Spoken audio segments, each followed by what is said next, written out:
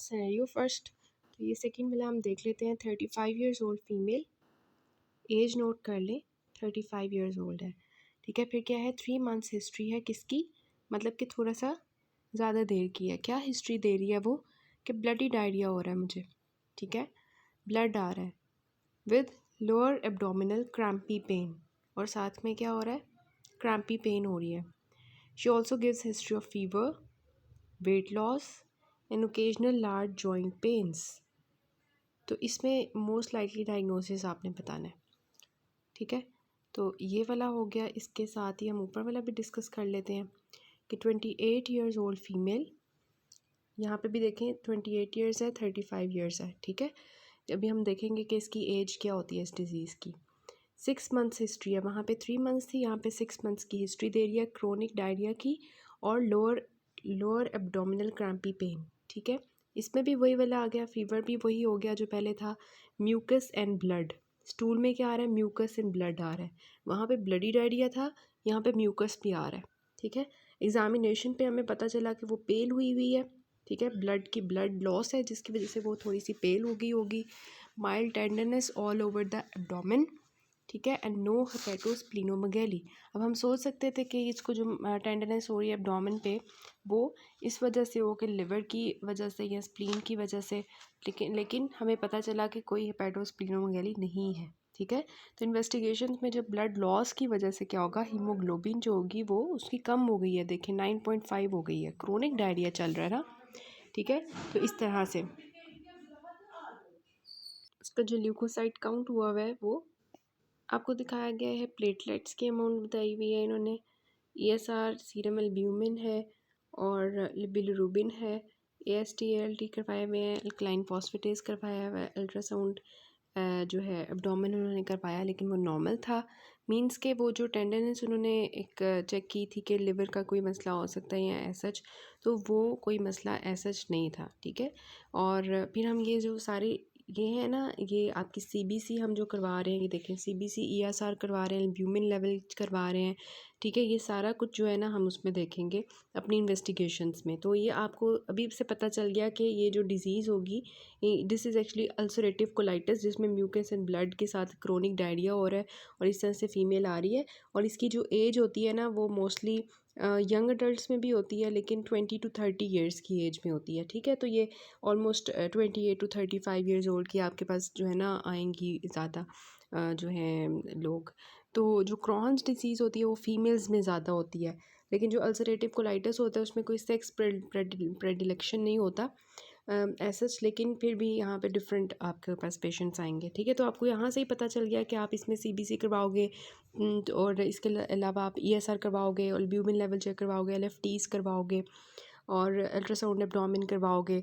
तो ये डिफरेंट जो है ये इन्वेस्टिगेशन से ही आपको पता चल जाता है कि what we will investigate in this disease. ठीक है, तो अब हम चलते हैं अपने टॉपिक की तरफ। सो इन्फ्लेमेटरी बाउल डिजीज़ में आपको पता है this is a chronic, these are the chronic inflammatory conditions. Inflammation होगी, क्रोनिकली चलेगी, जिसमें क्या होता है, इनअप्रोप्रिएट एंड परसिस्टेंट एक्टिवेशन हो जाती है म्यूकोजल इन इम्यून सिस्टम की। ठीक है, ये हो जाती है, इसको हम पैथोजेनेसिस में डिस्कस करेंगे। अब आपको पता है इन्फ्लेमेटरी बाउल डिजीज़ में 2 तरह की डिजीज़ आ जाती हैं, क्रॉन्स डिजीज़ होती है और अल्सरेटिव कोलाइटिस होती है। अल्सरेटिव कोलाइटिस और क्रॉन्स डिजीज़ में जो बेसिक डिफरेंस है ना वो ये होता है कि अल्सरेटिव कोलाइटिस में होता है अल्सरेशन और इन्फ्लेमेशन। ठीक है, जबकि जो क्रॉन्स डिजीज़ होती है उसमें फाइब्रोसिस और इन्फ्लेमेशन होती है। ठीक है, इनके नाम से आपको पता चलेगा। अब अल्सरेशन और इन्फ्लेमेशन में मींस के यहाँ पे इन्फ्लेमेशन होगी, यहाँ पे अल्सरेशन होगी, फिर इन्फ्लेमेशन, फिर अल्सरेशन। इस तरह से जो है वो अल्सरेशन इन्फ्लेमेशन की जो है ना एक आपके पास आ रही होगी अपेरेंस। ठीक है, लेकिन क्रॉन्स डिजीज़ में क्या हो जाती है, फाइब्रोसिस हो जाती है, फाइब्रोसिस हो जाती है, वॉल्स जो होती हैं वो हार्ड हो जाती हैं। ठीक है, हार्ड हो जाती हैं। तो इस तरह से ये थोड़ा सा डिफरेंस है इनका। अब दोनों जो है क्रोनिक हैं। ठीक है, रिलैप्सिंग है अल्सर, ठीक है, और अल्सरेटिव कोलाइटिस क्या है, अल्सरो इन्फ्लेमेटरी डिजीज़ है। ठीक है, और द मोस्ट कॉमन यही होती है और आपके सिनेरियोज़ भी ज़्यादातर जो है अल्सरेटिव कोलाइटिस से रिलेटेड आ रहे होते हैं। क्रॉन्स डिजीज़ जो होती है इट इज़ क्रोनिक, ठीक है। लेकिन ये क्या है, ग्रेनुलोमेटस है अल्सरो कंस्ट्रक्टिव डिजीज़, मींस कि यहाँ पे क्या होती है, मोस्टली फाइब्रोसिस की वजह से कंस्ट्रक्शन हो जाती है। ग्रेनुलोमेटिस इसलिए कहते हैं क्योंकि ये आपको पता है कि इसमें नॉन कैशिएटिंग ग्रेनुलोमास बनते हैं। ठीक है, तो ये आपने जो है पैथोलॉजी में इस तरह की चीज़ें पढ़ी होंगी। एपिडेमियोलॉजी की अगर हम बात करें तो इसमें मैंने आपको पहले बता दिया कि ज़्यादातर फीमेल्स में जो है क्रॉन्स डिजीज़ ज़्यादा होती है, और ये बहुत important MCQ point of view से एमसीक्यू पॉइंट ऑफ व्यू से है कि स्मोकिंग से अल्सरेटिव कोलाइटिस प्रोटेक्ट होती है, मींस कि वो नहीं होती, और स्मोकिंग करने से क्रॉन्स डिजीज़ होती है। ठीक है, smoking has protective effect in the ulcerative colitis and strong association in case of Crohn's disease. ठीक है, ये हो गया, ये आपके एमसीक्यू के लिए इंपॉर्टेंट है। अल्सरेटिव कोलाइटिस जो होता है ये अपेंडेक्टमी जो है, उस अगर जिन लोगों की जो है अपेंडिक्स रिमूव हुई होती है उनके अंदर भी प्रोटेक्टिव इफेक्ट होता है। तो स्मोकिंग का और अपेंडेक्टमी का जो है प्रोटेक्टिव इफेक्ट होता है। क्रॉन्स डिजीज़ जो होती है वो हाई जो शुगर डाइट लेते हैं, रिफाइंड शुगर डाइट लेते हैं जिसमें बहुत ज़्यादा शुगर यूज़ करते हैं, स्मोकिंग कर रहे होते हैं, उनके अंदर ज़्यादा होती है। ठीक है, पीक एज जो है वो 20 to 30 ईयर्स है इन केस ऑफ अल्सरेटिव कोलाइटिस, और क्रॉन्स डिजीज़ जो है बायमोडल एज डिफरेंट डिस्ट्रीब्यूशन है, शुरू में भी हो जाती है, बाद में पीक भी करती है।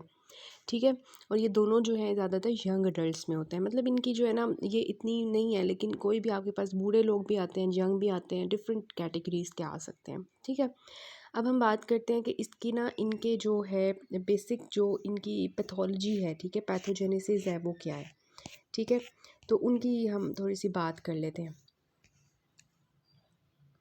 ये आपकी डेविडसन की पिक्चर ही है, यहाँ से हम थोड़ी सी पैथोजेनेसिस की बात करेंगे ताकि थोड़ा सा आपको आइडिया हो कि क्लिनिकल फीचर्स जो है वो पैथोजेनेसिस से ही बनेंगे। ठीक है, तो ये आपको इंटेस्टाइनल सेल्स नज़र आ रहे हैं नंबर 1 पे।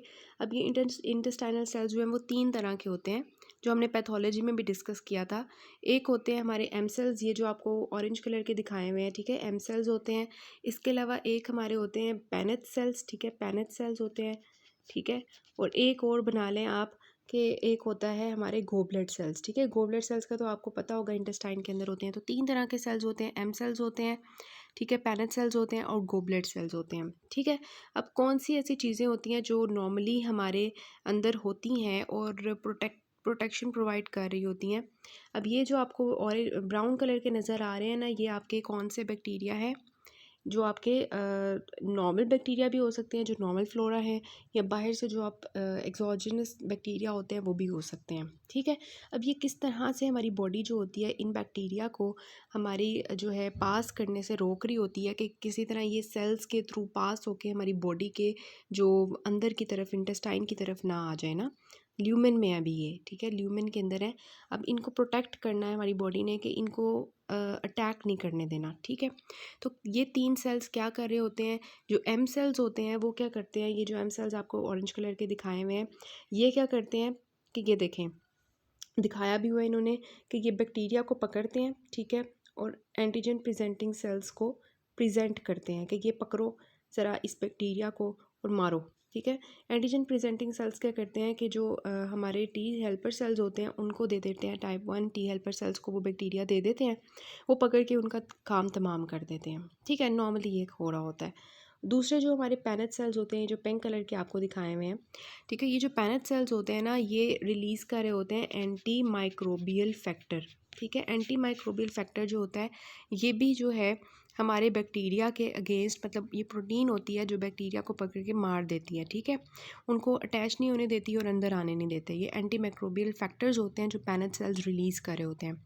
और गॉबलेट सेल्स जो होते हैं, गॉबलेट सेल्स का आपको पता है कि वो हमारा म्यूकोजल बैरियर होता है, वो म्यूकोज़ा का बैरियर बना रहे होते हैं एक, कि वो जो बैक्टीरिया है वो उस म्यूकोजल बैरियर को क्रॉस ना कर सकें। तो 3 तरह से हमारे जो हैं ये एम सेल्स जो हैं वो एंटीजन प्रेजेंटिंग सेल्स को देंगे, वो बैक्टीरिया को मार देंगे। पैनेट सेल्स जो है एंटी माइक्रोबियल फैक्टर रिलीज़ कर रहे होते हैं, और गॉबलेट सेल्स जो है म्यूकोजल बैरियर के थ्रू बैक्टीरिया को नहीं आने देते अंदर।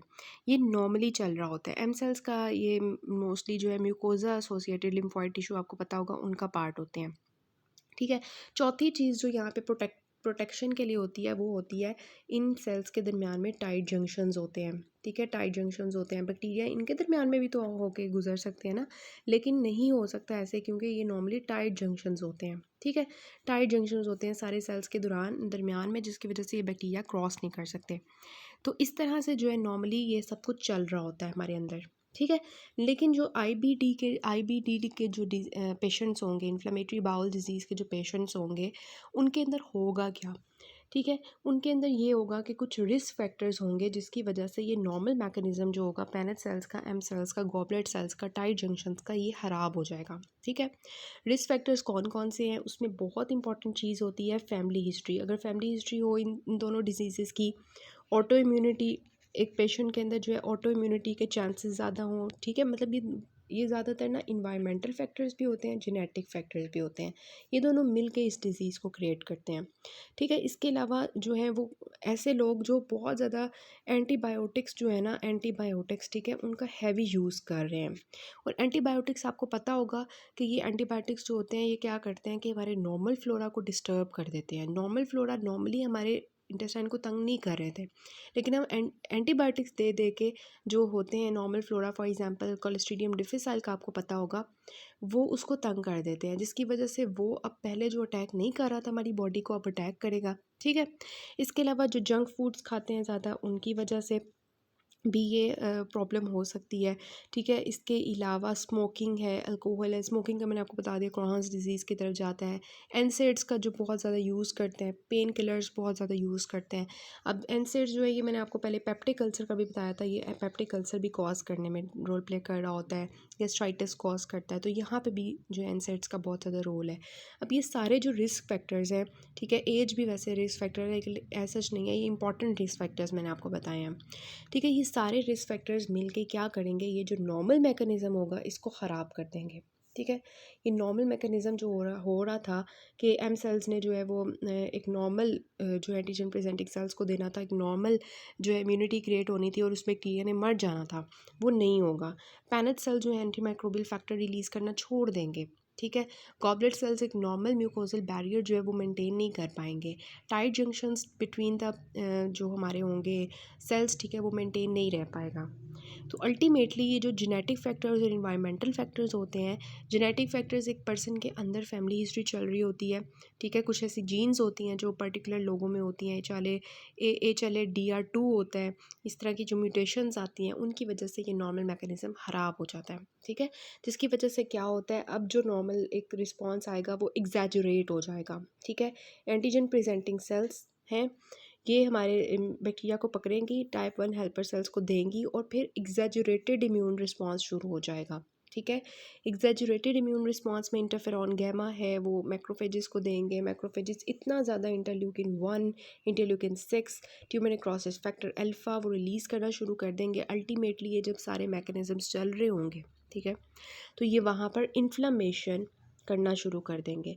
अल्सरेटिव कोलाइटिस में इन्फ्लामेशन प्लस अल्सर्स बनना शुरू हो जाएंगे और क्रॉन्स डिजीज़ में इन्फ्लामेशन प्लस फाइब्रोसिस होना शुरू हो जाएगी। सिंपल ये है कि एग्जैजुरेटेड इन इम्यून रिस्पॉन्स है और उसके रिजल्ट में हमारी इंटेस्टाइन के अंदर इन्फ्लेमेशन, अल्सरेशन, फाइब्रोसिस चल रही है और due to inflammation and ulceration ulcerative colitis के साइंस आएंगे। ठीक है, और due to inflammation and fibrosis Crohn's disease के साइंस आएंगे। सिर्फ यही इस डिज़ीज़ की पैथोजेनेसिस है। ठीक है, तो अब ना हमने जब ट्रीटमेंट करना होगा तो हमारा एम क्या होगा कि ये जो इम्यून रिस्पॉन्स है इसको किसी तरह रोका जाए। तो हम क्या देंगे ऐसे लोगों को, हम इन लोगों को देंगे जो इम्यून मॉड्यूलेटर्स होंगे। ठीक है, जो कि इस इम्यूनिटी को कम करेंगे, कॉर्टिकोस्टेरॉइड्स देंगे हम इनको, एज़ाथ्योप्रीन वगैरह, थायोप्रीन्स वगैरह देंगे। ट्यूमर नेक्रोसिस फैक्टर अल्फ़ा जो है इसको ख़त्म करने के लिए एंटी TNF एजेंट्स देंगे, यही देंगे ना हम। ठीक है, तो इस तरह से हमारा ट्रीटमेंट भी इस पैथोजेनेसिस से होगा। जब ये पैथोजेनेसिस आपको नहीं आती होगी तो आपको कैसे पता चलेगा कि मैंने ट्रीट क्या करना है। आपको डिजीज़ की पैथोजेनेसिस आती होगी तो आप उसको ट्रीट करोगे ना। ठीक है, तो इसलिए जो है ना ये pathogenesis, this pathogenesis was important. ठीक है, तो ये एक्चुअली जो है ना था इसकी पैथोजेनेसिस का। तो ये जेनेटिक्स में ये देखें क्या रोल है हमारी जीन्स का। ठीक है, और एक्सेसिव एक्टिवेशन होना शुरू हो जाती है इन सेल्स की। ठीक है, जो अल्सरेटिव कोलाइटिस होता है उसमें हमें जो है PN का पॉजिटिव मिलता है, ये इसकी जो है इन्वेस्टिगेशंस में भी हम देखेंगे। और जो क्रॉन्स डिजीज़ होता है उसमें मोस्टली जो है ये वाली देखें एंटी, ठीक है, एस का एंटी सैक्रोमाइसिस सेरेवाइजी जो एंटीबॉडी होती है वो पॉजिटिव होती है। तो ये आपने याद रखना है, अल्सरेटिव कोलाइटिस में मोस्टली 75% केसेस में आपको PN का मिलती है और क्रॉन्स डिजीज़ में आपको एस का मिलती है। ठीक है, तो ये आपने याद रखना है एमसीक्यूज़ के लिए। लोकेशन क्या है आपको पता है, जो अल्सरेटिव कोलाइटिस होता है वो रेक्टम को मोस्टली कॉमनली इन्वॉल्व करता है, और जो क्रॉन्स डिजीज़ होती है ये मोस्टली आपकी टर्मिनल इलियम को इन्वॉल्व करती है, ठीक है। और फिर जो है ये इसके अलावा जो है ये इलियम एंड कोलॉन को इन्वॉल्व करती है, और ये किसी भी जीआईटी के पार्ट को इन्वॉल्व कर सकती है, ठीक है। पूरी जो माउथ से लेके एनस तक जीआईटी है वहाँ पर कहीं भी अगर जो है वो हो जाएगी हमारी डिज़ीज़, ठीक है, किसी भी जगह पे जीआईटी के पार्ट में, वो क्रॉन्स डिजीज़ किसी भी जगह पे हो सकती है in the form of skip lesions, ठीक है।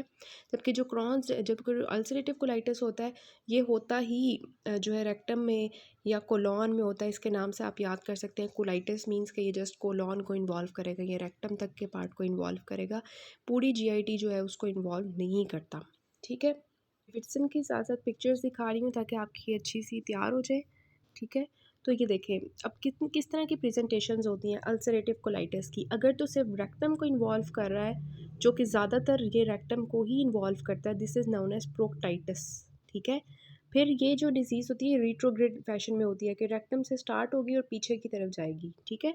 तो ये देखें अगर तो ये रेक्टम के साथ साथ कोलॉन का जो लेफ़्ट साइड है उसको भी इन्वॉल्व करता है, so this is known as left sided colitis, ठीक है। और अगर ये पूरी की पूरी कोलॉन को इन्वॉल्व कर लेता है, this is known as extensive colitis up to the pancolitis, ठीक हो गया। सो ये आपका होता है ज़्यादातर प्रोक्टाइटिस होता है लेफ़्ट साइडेड, उसके बाद लेफ़्ट साइडेड कोलाइटिस होता है, और फिर 20% केसेस में ये पूरी कोलॉन को इन्वॉल्व कर लेगा, जो है आपका ulcerative colitis, that is known as extensive colitis. दूसरा होता है क्रोहान्स डिजीज़। क्रोहान्स डिजीज़ मैंने आपको बताया इसका मोस्ट कॉमन जो होता है टर्मिनल इलियम होती है, ठीक है। Terminal ileum is the most common site for the Crohn's disease. तो टर्मिनल इलियम में ये देखें कि ये देखें इसने टर्मिनल इलियम को यहाँ पे इन्वॉल्व किया हुआ है, या थोड़ी सी कोलॉन को इन्वॉल्व किया हुआ है। तो 40% केसेस में यही होती है इलियल या इलियोकोलॉनिक, ठीक है। दूसरी होती है स्मॉल इंटेस्टाइनल, कि इसने स्मॉल इंटेस्टाइन को इन्वॉल्व किया होगा, क्योंकि मैंने आपको बताया क्रोहन्स डिजीज़ जीआईटी के किसी भी पार्ट में हो सकती है माउथ टू एनस। तो ये क्या है कि माउथ टू एनस के दरमियान में ये इसने स्मॉल इंटेस्टाइन को अगर इन्वॉल्व किया होगा तो इसको हम कहेंगे क्या कि ये है स्मॉल इंटेस्टाइनल क्रॉन्स डिजीज़, ठीक है। और अगर ये सिर्फ कोलॉन को इन्वॉल्व करती है इन द फॉर्म ऑफ, ये देखें स्किप लीयंस इसने बनाई हुई है, यहाँ पे इसने इन्फ्लेमेशन और फाइब्रोसिस की हुई है, यहाँ पे नहीं की हुई, यहाँ पे की हुई है, यहाँ पे नहीं की हुई, यहाँ पे की हुई है, यहाँ पे नहीं की हुई। तो ये आपकी स्किप लीयंस बनाती है, ठीक है। इस वजह से इसको हम ये भी कहते हैं रीजनल एंट्राइटिस, ठीक है। इसका दूसरा नाम रीजनल एंट्राइटिस भी होता है कि रीजन्स इसने इन्वॉल्व किए होते हैं। अल्सरेटिव कोलाइटिस कंटिन्यूस मैनर में होता है, ठीक है, कंटिन्यूस मैनर में, दरमियान में कोई स्किप लीयंस इसकी नहीं होती। तो यही इनका बेसिक डिफरेंस है। इसके अलावा ये जो देखें अल्सरेटिव कोलाइटिस के अंदर आपको सूडो पॉलिप्स मिलते हैं, ठीक है। जहाँ पे ऐसे करके देखें ये इन्फ्लेमेशन है, ये अल्सरेशन है, इन्फ्लेमेशन है, अल्सरेशन है अल्सरेटिव कोलाइटिस में। तो उसकी वजह से ये जो उभरा हुआ पार्ट होता है ना, जहाँ पे इन्फ्लेमेशन हुई होती है, अल्सर नहीं बना होता, this forms the pseudo polyps, ठीक है। पॉलिप्स बने होते हैं, ऐसे लगता है कि ये पॉलिप्स हैं लेकिन वो होते सूडो पॉलिप्स हैं, ठीक है। तो इस तरह से आपको ये देखें पॉलिप्स बने होते नज़र आते हैं। This is characteristic for the ulcerative colitis, ठीक है। जब आपको पता होगा कि वो डिज़ीज़ है क्या, किस तरह से बन रही है, उसके पेरेंट्स कैसे, तो उसको आपको खुद ही अल्टीमेटली याद हो जाएगा कि सूडो पॉलिप्स तो अल्सरेटिव कोलाइटिस में बनते हैं, ठीक है। ये आपकी रॉबिन्स के पिक्चर है, ये आपने देखी होगी। तो क्रॉन्स डिजीज़ में देखें स्किपलियंस बनी हुई हैं, और अल्सरेटिव कोलाइटिस में कंटिन्यूस कोलोनिक इन्वॉल्वमेंट है बिगनिंग इन द रेक्टम, इस तरह से जा रही है। और आपने पढ़ा होगा कि जो क्रॉन्स डिजीज़ होती है उसमें म्यूकोजा, सब म्यूकोजा, ठीक है, और मस्कुलरिस प्रोप्रिया और ये सिरोजा सारी इन्वॉल्व हो जाती हैं लेयर्स। तो इस वजह से इसको कहते हैं ट्रांसम्यूरल इन्फ्लेमेशन होती है, इसमें अल्सरेशंस बनती हैं, फीजर्स बनते हैं, ठीक है, फीजर्स बनते हैं। ये देखें ये फीजर बना हुआ है, उसकी वजह से ये जो फीजर्स बनते हैं ना, ये फीजर है, ये फीजर है, ऐसे करके, ठीक है, ये फीजर्स होते हैं। और फिर अगर ये फीजर्स जो है ये कंटिन्यूस हो जाएं तो आगे जाके ये फिस्टुलाज बना देते हैं। फिस्टुलाज जो है ये एक ओपनिंग होती है, ठीक है, कि ये ओपनिंग बन जाती है किसी दूसरे के साथ, लाइक ये यूरिनरी ब्लैडर के साथ जो है वो कनेक्ट हो सकता है जाके, ठीक है, जो फिस्टुला होता है, या ये जो है वो विजाइना के साथ जाके कनेक्ट हो जाएगा इस तरह से करके, ठीक है। लेकिन जो अल्सरेटिव कोलाइटिस होता है उसमें मैंने आपको बता दिया कि सूडो पॉलिप्स बनते हैं, तो ये डिफरेंस है इनके। और ये जो क्रॉहन्स डिजीज़ होती है इसमें क्योंकि ऐसे फीजर्स बने होते हैं, ठीक है, और इस तरह करके, तो ये जो फीजर्स होते हैं ना इनके दरमियान में एक रेज्ड एरिया होता है, उसकी वजह से इसकी करेक्टरिस्टिक अपेरेंस आती है कोबल स्टोन अपेरेंस। ठीक है, तो ये कोबल स्टोन अपेरेंस होती है क्रॉन्स डिजीज़। ये फिगर देख लें, इसमें आपको दिखाया हुआ है कि किस तरह से फीचर्स बने हुए हैं, कोबल स्टोन अपेरेंस आ रही है इंटेस्टाइनल वॉल की। तो ये लोकेशन का डिफरेंस हो गया इनका, और फिर ये इनका ग्रॉस फीचर्स में मैंने आपको बता दिया कि इसमें सूडो पॉलिप्स आपको मिलते हैं अल्सरेटिव कोलाइटिस में। ठीक है, इसमें आपको जो है स्किप नहीं मिलते, कंटिन्यूस होती है। ठीक है, इस तरह से। और जो ग्रॉस फीचर्स क्रॉन्स में होते हैं उसमें आपको एफ्थस अल्सर्स मिलेंगे। क्यों? अर्ली साइन होता है पेशेंट के, आपने माउथ खुलवा के ना फिजिकल एग्जामिनेशन में उसका देखना होता है, तो क्रॉन्स डिजीज़ में आपको वो मिलेंगे because it involves any portion of the GIT. ठीक है, और इसके साथ साथ आपको फीजर्स मिलेंगे, फिस्टुलाज मिलेंगे, ये मैंने आपको बता दिया। क्रीपिंग फैट होती है वो जो आपको पिक्चर में भी नज़र आ रही थी, स्किप प्लियंस होती हैं, ये इसकी जो है मेन फीचर्स मैंने आपको बताए हैं सिर्फ। ठीक है, और अल्सरेटिव कोलाइटिस में जो है इन्फ्लेमेशन जो है वो म्यूकोजा और सब म्यूकोजा तक रहती है, जबकि ये जो है ट्रांसम्यूरल होती है। यहाँ पे नॉन केशिएटिंग ग्रैनुलोमास आपको मिल रहे होते हैं। अल्सरेटिव कोलाइटिस में आपको जो है ना सिनेरियो में क्रिप्ट एब्सेसिस भी दे सकते हैं। ठीक है, क्योंकि इसमें क्रिप्ट एब्सेसिस बनते हैं।